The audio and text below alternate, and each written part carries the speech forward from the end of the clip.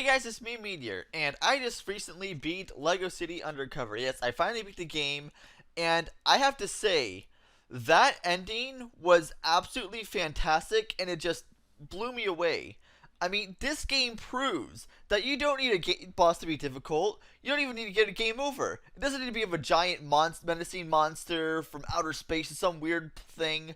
No, this game proves they could have an awesome battle and a final ending without needing any of that. In fact, it's better. It's a better ending than I've seen from a lot of other modern games that I've seen. Like some ones actually have good endings. This beats out a lot of them. In fact, if you have a Wii U and you haven't played or bought this game yet, seriously, you are missing out on an absolutely fantastic game. I cannot stress this enough. This game should really get more attention. I mean, just for the fact it's not one of Nintendo's main first-party titles, it's not getting the attention it deserves. So if you haven't played it, if you're looking for a game just waiting for Pikmin 3, like I said before, if you're looking for a really good third-party game that puts really good use of the Wii U and really puts it into perspective, get this game. I cannot stress this enough. I was skeptical at first until MJC pretty much convinced me to get this game, and I was like, fine, I'll get it. And man, I'm very impressed. Anyway, that being said, enjoy the battle. Alright, here we go, an NU battle against Sam Coates. He's gonna lead off with his Kangaskhan, and I'm gonna go with my Yoshi! Unfortunately, Yoshi doesn't get to do too much this match, but either way, he goes for Fake Out to just stop me from moving from the first turn, and then he's gonna switch out himself into another Pokemon. I, of course, go for the Head Smash, because that Smash destroys everything. Except fighting types that are bulky, like this Girder here. So I go for the Head Smash, and find out it does a lot of damage. Like, that has to be a crit. That has to be a crit. And of course it was. And it also does a substantial amount of damage to me by recoil. So now I'm going to set in my Wrestler here, my Machoke, knowing I can take anything this Conch Elder or this Girder is actually going to send in. So go for a Dynamic Punch on it and kill it off, so that's one thing. Alright, pretty good so far. Now he's going to send in his Sock. I'm like, alright, I got this. I can take one of these probably, maybe. Maybe I have a Violite. Nope, I'm just gonna get killed off substantially. So, yeah, so much for that plan. I'm gonna set my Freestyle here. I'm like, alright, can then go for that Sleep Powder on it. Like, it goes for close combat, 4 times resist. And, that does over half still. Wow, that's, I didn't realize Sock's attack was so ridiculously high. That's pretty intense, actually. So, he's going to withdraw, or maybe it's just that Butterfree is so incredibly defensively weak, despite taking the Fire Punch last in the game. Anyway, I go for a Quiver Dance here, and now we has a Kangaskhan out here. I'm probably going to die from Fake Out, but I don't want anything else to take Fake Out, like my Haunter, for example, who probably, knowing this thing probably has Scrappy, you can take a, I don't want to take a Fake Out right now. So now I send in Descent 2 and Matang again. I use this thing quite often because I like this thing a lot, and it gives me reminiscence about an old game that I will never see a sequel of ever again. Ever. So I set the Stealth Rocks here, and now I'm just saying that's probably the best move. Gonna go for, you know, gonna be good for late game. And now he sends in Huntail, which I'm gonna pull off a very weak Meteor Mash on and have to switch out because there's nothing I can do against Huntail. I said, you know what?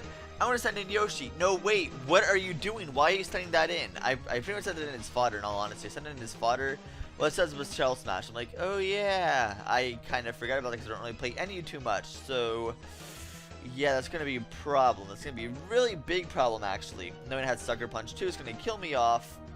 I don't think that Sucker Punch was really necessary because I think you could still outspeed me. But regardless, now I'm going to send my Kashyyyf here. I'm hoping I don't get flinched. Please don't flinch. If you flinch, it's pretty much game over. Please don't flinch. Good. So I get to pull off the Hidden Power here. Hopefully that kills it off because I'm not sure. I honestly forget how I trained this thing. It is enough. Thankfully, after the Shell Smash, it is enough to take it out. That's all that matters. It's good. Alright. So he's going to send a Route 111, which is going to be his Cacturn, which I'm not leaving this thing into for obvious reasons. And I'm going to send a Descent 2, knowing I can take pretty much anything this Cacturn is going to try to pull off on me. In this case, it's going to be Seed Bomb. Of course, not very effective, all that stuff. He goes for Swords Dance now. I'm going to go for Meteor Mash on it, because I know I could do some good damage to it. Well, not good damage, but I could do some damage to it at least. At least something. Does about, I'd say a little over a third, not as much as a half. Maybe about 2/5. Wait, is that? Yeah, I think about 2/5. Either way, I'm going to switch out now and send in my Boomsday here, knowing he's going to go for, actually, I switch into it only I was thinking a Seed Bomb, but instead, he goes for Sucker Punch. I'm like, oh, if you have Sucker Punch, I'm just going to Trick. Okay, that works. I'll take that. I'm going to trick you into my choice specs here. That works. Now I know you're going to be locked into Sucker Punch, so that gives you a free switch over into Kashif here. I'm going to anticipate, oh no, it has a grass move. Thank you. Thank you so much, Wishcash, for telling me that. So I'm going to go for Ice Beam upon the switch to see what he's going to switch into. He's going to send in Mr. Krabs, which is going to be his Kingler, obviously. Oh man, that's really an original name there. I've seen that name like, what, 3 times already? I mean, I think I've seen it in like the past twice in the past 3 battles alone. But either way, I'm going to go for an power here. Hopefully that kills it off. I don't think it will. I think it'll survive just by a little bit, but I pull off a crit. So I'm pretty sure that crit did matter. I'm pretty sure it did. Either way, that's going to be crucial, I think. While he sends in Kangaskhan here. Now, seeing this Kangaskhan, and seeing it has Life Orb plus Stealth Rock damage, I'm seeing it's taking a lot of damage. I'm like, okay, I want to take this thing down, because Kangaskhan, at its maximum speed at base 100, I believe it is, it can outspeed pretty much anything on my team that I have. So this thing's going to be a big threat overall, so I don't want this living for too long. I want it to take residual damage any chance it can. So now I send Boomsday here. I'm knowing to see what it's going to do. He's going to send Route 111. And I would decide to go for Thunderbolt right off the bat and kill off the Boomsday. And since one thing I forgot to mention, I actually got a Focus Sash from the trick. So that's why I'm playing kind of recklessly against this Kangaskhan. But I do not want to take a Fake Out from it. So I'm going to switch into Descent 2. I just want to take Life Orb damage. That's all I want to do. So it's going to fake me out, of course, Life Orb damage. Alright. So now he's going to withdraw because he knows if he leaves it in one more turn, he can die from Stealth Rock on the next turn. So then he sends in his Sleeping Sock. And at this point, it's pretty much, okay, if you can stay asleep for at least 2 turns, it's GG for me. If I can just stay asleep for 2 turns. I'm going to send in Boomsday. First turn, obviously, it's always going to be asleep for the first turn. Going to go for the Thunderbolt on it. Please stay asleep, and it does. So it stays asleep for the next turn. Going for Thunderbolt now. And that means, since I have my Focus Sash still, no matter what this Kangaskhan does to me, whatever it's going to do, I'll be able to survive, and it's going to die from Life Orb. So, let's see what happens. I want to go for an Empower here just to finish it off. He decides going for like a recovery move or something.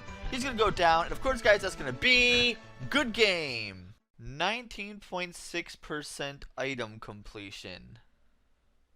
Yeah, I'm just going to have to put the other 80% of that on hold and move on to a different game.